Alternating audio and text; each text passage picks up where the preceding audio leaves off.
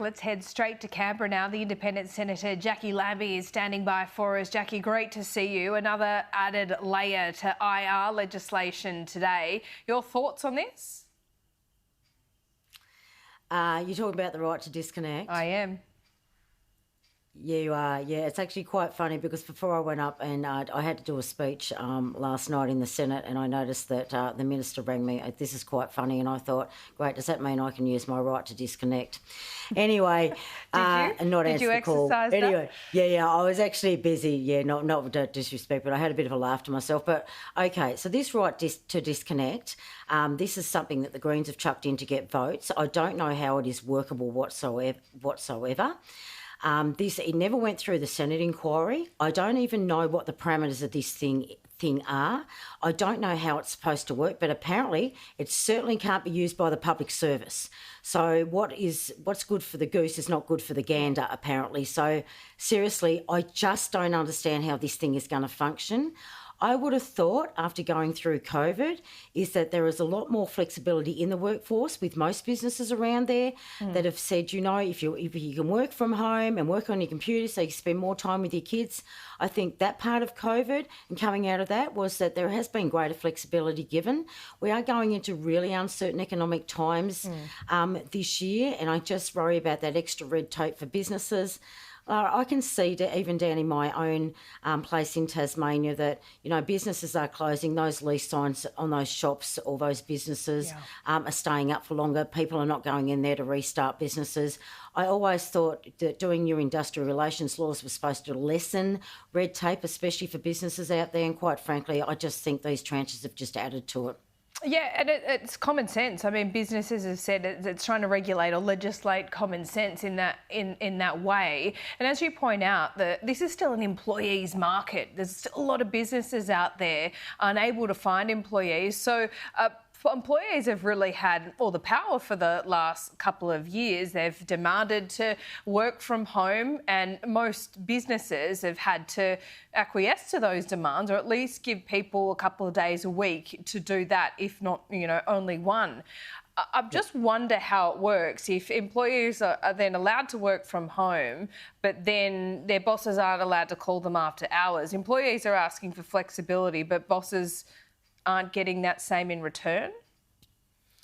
Yeah, and the other thing is we have things called EBAs and contracts. Where does that leave them sitting? I have to say those judges in Australia must think, what a bunch of bloody drongos we have making laws in the Senate. Fair income. So, what does this mean with the contract? If you're already on a contract, this has got to now change. If you've already done an EBA, this is really, I just find this part of it really dysfunctional. I'm just not sure how it's going to work. Yeah. I know that advertising in my electoral office, just quickly, there is at the times where people have come and said to me, well, I only want to work 3 days in the office and 2 days. Go, yeah, but you've got to be on the coalface here. You've got to be dealing with the people that walk into the office. How do you do that from home? So I think we have given people plenty of room to move out there from COVID, and I just think that, once again, never went through the Senate inquiry. I don't know what the parameters of this thing are. I don't know what the court system's going to look, and then you've got EBOs and contracts involved. I wonder if you agree with me here, Jacqui. I felt like this, I couldn't really think of an example that would, these laws were designed for, because talk about, there's been a lot of talk about the gig economy this morning. I mean, who's going to call an Uber Eats driver on their time off? It doesn't really work there because they don't really have a boss. They work for themselves. So I'm not sure what the examples are as to what this law is actually trying to achieve. But it seems like a big celebration of mediocrity in a way, whereby, I was always taught, and I'm sure you were as well, if you want to get ahead, if you, you want to stand out from the crowd, you got to work that little bit harder, you got to go that extra mile. And this kind of puts into legislation that's not part of our culture. Well, that's agree. And then they're saying, that they want you on, they want to move the full-time from casual full-time down to 12 months to 6 months, and people going, well, I've tried to ring you after hours, sorry, but you're not doing it, so we're going to get rid of you just before the 6-month period. And then you've got your journalists. I mean, you guys have got to be hot on the trail all the time. What if your boss needs to ring you, they've got a hot story the next day, you just go, I'm not answering the phone? How does that help with someone's career? So I why just, is David, because it went through a why is Senate David inquiry. Pocock so convinced that this is the right way to go? Have you spoken to him about it?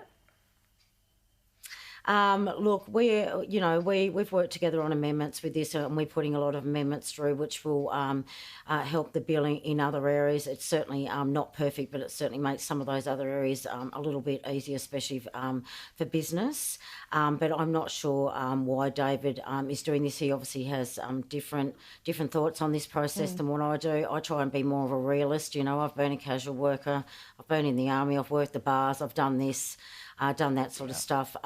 So for me, I just don't see. I just think because there is so much more flexibility since COVID out in the workforce, I just think it's just another layer of bureaucracy and especially red tape for businesses. And by the way, if you've got a problem with your employer, you can already go to Fair Work over this sort of stuff. Why does it need to be put in there?